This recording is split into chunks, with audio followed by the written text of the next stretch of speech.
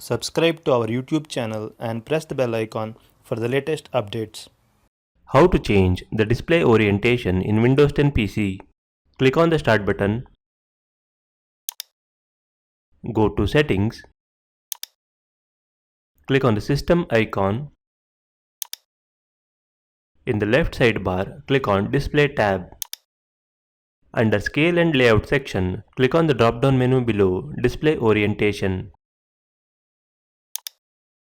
You can see a list of available screen orientations.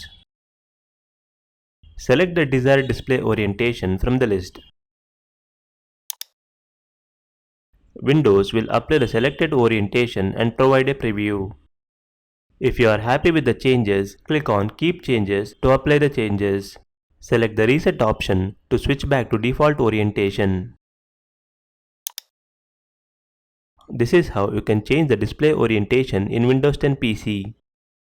Thank you for watching.